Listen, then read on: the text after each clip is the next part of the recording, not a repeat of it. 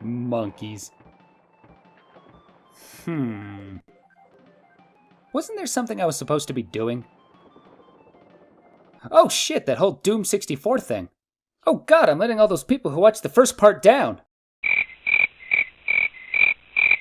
Well, I'm letting all my subscribers down. Okay, well, I'm letting myself down for not finishing what I started. Yeah, we'll go with that. Hello, and welcome to part 2 of the Console FPS review of Doom 64. Let's get down to business, shall we? Okay, where were we? Oh yeah, that shitty D-pad sprinting nonsense. Well, I guess it's not that big of a deal. It's still pretty damn stupid, don't get me wrong, but it's not close to the deal breaker as I made it out to be earlier. I'll just have to learn to live with it, I guess. Alright, let's get back to... What the? My controls aren't working properly. Well, fuck. Let's take a look here. Ugh, you're kidding me. It doesn't save your control scheme after you turn off the console? Come to think of it, it does seem kind of dark here too. Okay, so it just doesn't save any of your options here. This sucks, man. That's just fucking stupid. You know, I was going to try and come back to this game with a more positive outlook, but this has already put me in a bad mood. I'm just going to start laying out more gripes I have with this game. I still have more to complain about the sprint. Other than that whole D-pad bullshit, the sprint also has a lot more of a wind-up compared to previous games. If you try and sprint while too close to the ledge, you'll just end up falling off. Also, you seem to get caught on corners and other parts of the environment a little too much for my liking. Now, I know this kind of stuff happened in classic Doom, but with the control issues being what they are, it often leads to you taking way too much damage from enemies or your own rockets. And if you do die from bullshit like that, you restart the level or reload a save. And I should note here that it makes you press the weirdest button combination to save your game.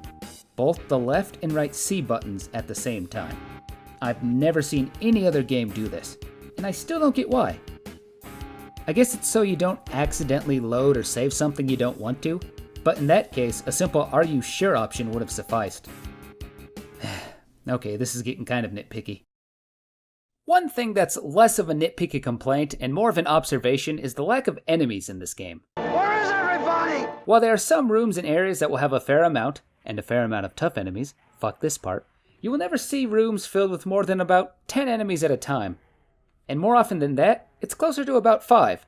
While this certainly is more than Doom 3's whole no more than 3 enemies at a time nonsense, sometimes it feels more like you're fighting small squads of hell rather than the whole army of hell. And yes, before anyone comments about it, I am playing this on the harder difficulties where more enemies spawn. It's even worse on the lower difficulties. What the enemy force lacks in quantity, it more than makes up for in quality. Doom 64 throws a lot of tougher enemies your way. Sure, there's plenty of cannon fodder throughout, but you'll still find yourself fighting lots of Barons, Hell Knights, Mankeys, and other tough guys this time around. And with the controls being less than ideal, you won't find yourself circle strafing or zigzagging through enemy lines as much as you would in previous games. Sure, you'll still be able to do it once you get down to an enemy or two, but when a room full of demons is there, forget about it. You'll more often find yourself hiding behind corners taking pot shots and funneling enemies into narrow halls, 300 style. I believe the enemy count was a choice made to make up for the less than perfect controls, although I'm not entirely sure. I thought it might also be a hardware limitation, as I understand the N64 wasn't the best at rendering 2D sprites. That was, however, until I got to the final level. The final level is absolutely brimming with demons.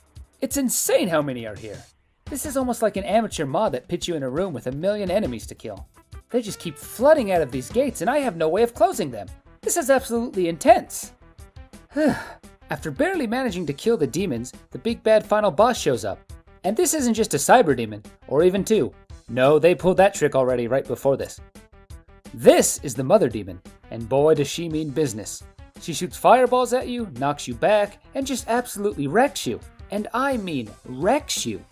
She is probably the hardest boss in any Doom game I've played to date. This is just insanely unfair. I have to fight all these demons just to get to her, and by the time I get to her, I'm all out of the good weapons. This is just ridiculous. I'm gonna have to be a casual here and see what I'm supposed to do to beat her. Okay, let's see here. Are you fucking kidding me? I'm supposed to have found 3 upgrades to the Unmaker and used that on her? What the hell even is the Unmaker? Oh, that useless goat gun? Well, how the hell am I even supposed to get those goat gun upgrades anyway? I had to find them in secret levels throughout the game?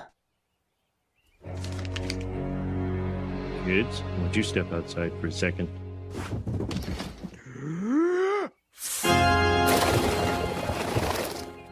My only other real option is just to try and get lucky with the super shotgun. And this is something I wasn't able to do.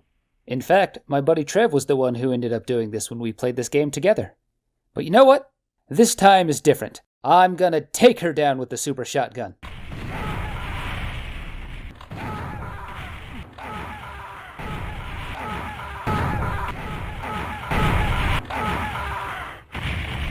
Okay, I can't do this.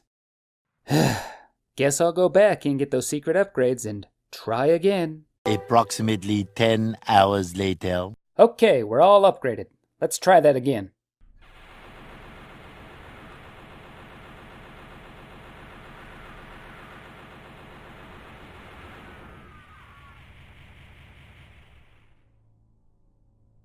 Holy shit, that was easy. She went down like a punk. I even got to use all those upgrades to close the gates before the fight. Man, that was just too easy. You know, I kinda hated that at first. Fucking thing sucks! But as I dwelled on it, I came to like it more. It kinda lets you choose your own difficulty here. You can choose to put in the hard work and make the final part easier, or just skip it and make the final boss that much tougher. Kinda reminds me of doing a Buster-only run in Mega Man. I just wish the game had been a little more clear about that in the first place. But hey, that's 90s games for you. After finally defeating the Mother Demon, you get one last text crawl and a cutscene. Well, at least what passes for a cutscene in a Doom game anyway. Saying you decided to stay in hell and keep those asshole demons from ever starting this shit up again. And then after that, you get this nice little clip show of all the enemies in the game, like you do in previous games. Man, I wish more games did this. Well, that was Doom 64. Now for the verdict. I know a lot of this review seems to have been more on the negative side, but that's mostly just because of a few glaring flaws in design decisions. But honestly, most of these problems with the game I was able to get used to or just learn to ignore. Hell, most of them were just somewhat embellished for hopefully comedic effect. That initial darkness, I just adjusted my TV. The controls, like I said, I can customize them. The settings not saving? It only took a few seconds to change them.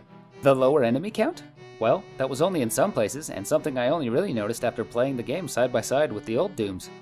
Hell, most of these complaints stem from comparisons to Doom 1 and 2. And let's be fair here, few games are going to look good compared to Doom 1 and 2. On repeated playthroughs, I came to not only like this game, but to love it. Like I said in part 1, it's Doom at its core, and we all know, Doom is awesome. Oh, fuck yeah, this is the shit! And I'm not just giving this game a pass because it has Doom in the title. You've seen how much I've shat over Doom 3 in this review. If it was its own IP, I'd still enjoy it. I've heard some people refer to this as the true Doom 3, and I'm inclined to agree. I know I'll be playing this much more than the actual Doom 3, that's for sure. Ugh, there's still so much more I want to say about this odd little gem. But this video's getting long enough as it is, and I'm sure you're all tired of my voice. Well, the few of you that watched it this far, that is.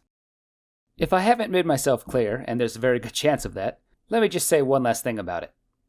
It's a good game, kids. Go play it. A loose game cartridge goes for around $15 to $25 on eBay at the time of writing, and I'd say it's pretty much worth it, especially compared to some other N64 games.